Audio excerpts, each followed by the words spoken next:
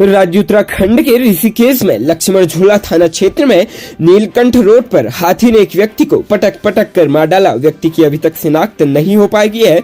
शुक्रवार तड़के हाथी नीलकंठ रोड पर पटना वाटर फॉल के नजदीक एक व्यक्ति को पटक कर हत्या कर दी। इससे क्षेत्र में दहशत का माहौल है। उक्त रोड पर दिन भर वाहनों और पैदल राहगीरों का मूवमेंट रहता है। पर्यटन पटना वाटरफॉल की ओर जाते रहते हैं। बहरहाल लक्ष्मण झूला थाना पुलिस ने इसकी पुष्टि करते हुए बताया कि अभी तक व्यक्ति की शिनाख्त नहीं हो सकी है। आसपास के लोगों का कहना है कि उक्त व्यक्ति अक्सर यहां दिखता था।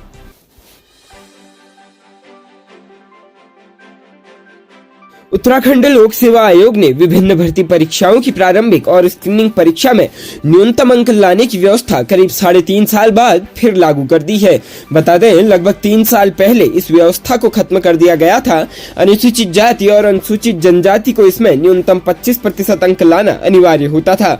उत्तराखंड लोक सेवा आयोग के सचिव गिरधारी सिंह रावत ने बताया कि आयोग की परीक्षा परिणाम निर्माण प्रक्रिया नियमावली 2012 के अनुसार प्रारंभिक एवं स्क्रीनिंग परीक्षा में अनारक्षित अभ्यर्थियों को 35%, अन्य पिछड़ा वर्ग एवं उससे संबंधित उप श्रेणियों के अभ्यर्थियों को 30% और अनुसूचित जाति एवं अनुसूचित जनजाति से संबंधित अभ्यर्थियों को 25% न्यूनतम अंक लाना अनिवार्य था। आयोग की ओर से इस व्यवस्था को 26 जून 2019 को हटा दिया गया था। इसके बाद पदों के हिसाब कट ऑफ तय की जाती थी, लेकिन लोक सेवा आयोग ने विचार विमर्श के बाद एक बार फिर से पुरानी व्यवस्था लागू कर दी है। लोक सेवा आयोग ने नियमावली 2022 में संशोधन कर आयोग नियमावली 2012 के अनुसार आयोग की प्रारंभिक और स्क्रीनिंग परीक्षा में न्यूनतम अंक लाने की व्यवस्था को पुनः लागू कर दिया है।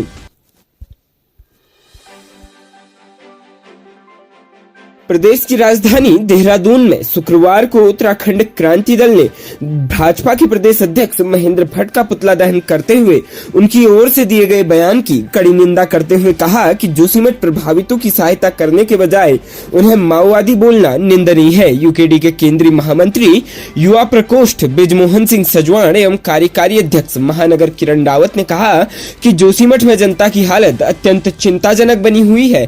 कहा कि भारतीय जनता पार्टी के प्रदेश अध्यक्ष महेंद्र भट्ट की ओर से दिया गया बयान आपत्तिजनक ही नहीं बल्कि दुर्भाग्यपूर्ण है। इसकी जितनी निंदा की जाए उतनी कम है। उत्तराखंड क्रांति दल इस बयान के खिलाफ मुखर होकर महेंद्र भट्ट पर राष्ट्रद्रोह का मुकदमा दर्ज करने की मांग की है। उन्होंने कहा कि जोशीमठ के लोग बर्फ और बरसात के मौसम में खुले आसमान के नीचे रहने को मजबूर हैं और भाजपा की सरकार और संगठन इस त्रासदी से उत्तराखंड के लोगों का ध्यान भटकाने की कोशिश कर रहा है।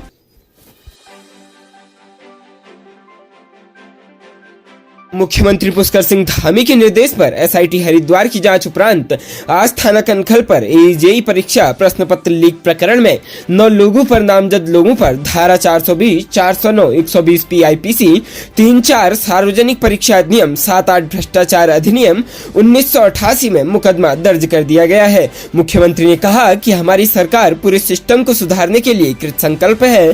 भर्तियों में गड़बड़ी करने वालों को कतई बख्शा नहीं जाएगा। यूकेपीएससी की एई और जेई परीक्षाओं में शिकायतें मिलने पर तुरंत जांच के आदेश दिए गए थे। मुकदमा पंजीकृत कर लिया गया है। इनमें जो भी संलिप्त पाया जाएगा उस पर सख्त कार्रवाई सुनिश्चित की जाएगी। पहले भी विभिन्न भर्तियों में गड़बड़ी करने वालों को जेल भेजा गया है। ऐसी व्यवस्था बनाई जा रही है कि पूरे पारदर्शी और साफ सुथरे तरीके से भर्ती परीक्षाएं हों। भर्ती कैलेंडर जारी कर उसके अनुरूप परीक्षाएं आयोजित की जा रही है। जल्द ही देश का सबसे कड़ा नकल विरोधी कानून लाया जा रहा है। प्रदेश के युवाओं के साथ कोई अन्याय नहीं होने दिया जाएगा।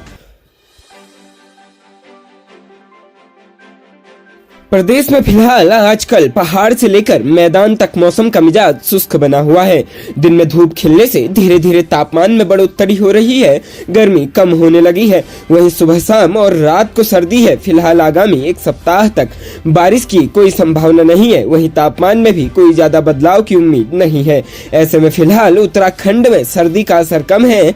राज्य मौसम विज्ञान केंद्र के मुताबिक 6 फरवरी तक राज्य भर में मौसम शुष्क रहेगा। वहीं कल सुबह के समय हरिद्वार और उधम सिंह नगर में कोहरा छाया रहेगा। देहरादून में गुरुवार 2 फरवरी की पूर्वाह्न करीब 11:30 बजे तापमान 21 डिग्री सेल्सियस के करीब था। इसके अधिकतम 22 डिग्री और न्यूनतम 11 डिग्री रहने की संभावना है। 3 फरवरी से लेकर 9 फरवरी तक अधिकतम तापमान 21 से 22 डिग्री और न्यूनतम तापमान 9 से 12 डिग्री तक रहने की संभावना है। इस बीच आज 2 फरवरी और 9 फरवरी को देहरादून में बादल छाए रहेंगे।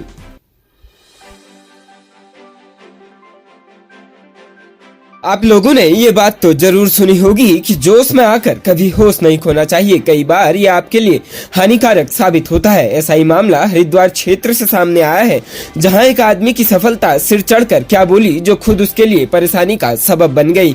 हरिद्वार में सिटकुल क्षेत्र निवासी महेश सिंह धामी ने ड्रीम 11 में मोटी रकम जीतने की खुशी में शराब पीकर नशे की हालत में धुत होकर उत्पात मचाना शुरू कर दिया। व्यक्ति की इस हरकत से आसपास के लोगों ने परेशान होकर पुलिस को इसकी सूचना दे दी। सूचना पाते ही मौके पर पहुंची पुलिस ने व्यक्ति को तुरंत गिरफ्तार कर दिया। मामला बस यही नहीं थमा, इस व्यक्ति ने पुलिस को भी धमकी देना शुरू कर दिया।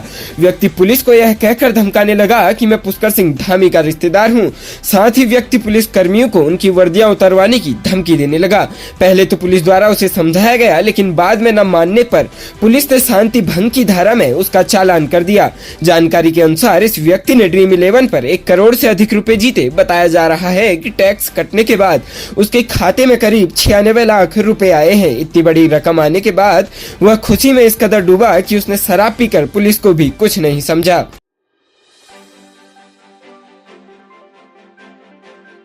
राज्य उत्तराखंड में कुमाऊं मंडल के सबसे बड़े एमबीपीजी महाविद्यालय में शुक्रवार को जमकर हंगामा हुआ है।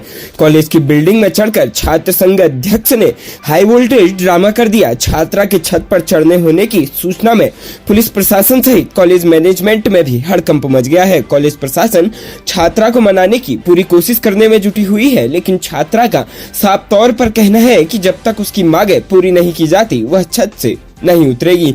कॉलेज परिसर में 4 फरवरी को प्रस्तावित अखिल भारतीय विद्यार्थी परिषद के जिला सम्मेलन के विरोध में छात्र संघ अध्यक्षा रश्मि लमगड़िया छत पर चढ़ गई है।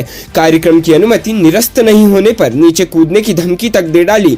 छात्रा के छत पर चढ़ने से प्रशासन के हाथ पांव भी फूल गए हैं। भारी संख्या में पुलिस बल, फायर ब्रिगेड सहित प्रशासन की टीम मौके पर पहुंची। पुलिस प्रशासन और कॉलेज के अधिकारी उन्हें समझाने में लगे हुए हैं, लेकिन छात्रा मानने को बिल्कुल भी तैयार नहीं है। रश्मि के साथ छात्र संघ सचिव निहित नेगी और छात्र नेता संजय नेगी भी मौजूद हैं। वे बीवीपी के प्रस्तावित कार्यक्रम को लेकर कॉलेज परिसर में बीते कई दिनों से विवाद चल रहा है। इसी मुद्दे पर शुक्रवार सुबह कॉलेज परिसर में पुलिस प्रशासन और कॉलेज प्रबंधन के छात्र संघ की बैठक हुई, जिसमें छात्र संघ अध्यक्ष कार्यक्रम निरस्त करने की बात पर अड़ी रही। बैठक बेनतीजा रहने पर रश्मि अन्य छात्र नेताओं के साथ बहुउद्देशीय भवन की छत पर चढ़ गई। कार्यक्रम की परमिशन रद्द न करने पर बिल्डिंग से कूदने की धमकी दे रही है। छात्रा का प्रदर्शन देख बाकी छात्र भी बिल्डिंग की छत पर चढ़ गए। मुखानी और काठगोदाम थाना पुलिस के साथ एसपी सिटी हरबंश सिंह और सिटी मजिस्ट्रेट ऋचा सिंह छात्र नेताओं को समझाने में जुटे हुए हैं।